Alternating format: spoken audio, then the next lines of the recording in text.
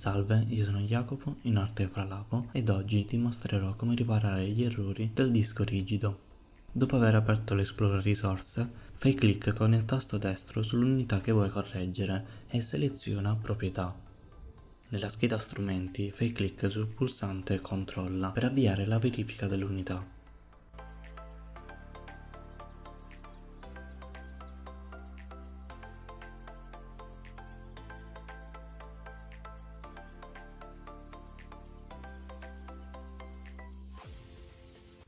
Nel mio caso non sono stati rilevati errori, ma nel caso dovesse succedere ti verrà chiesto se desideri ripararli automaticamente. In più, se l'unità è in uso, ti verrà chiesto di riavviare il computer per avviare la riparazione.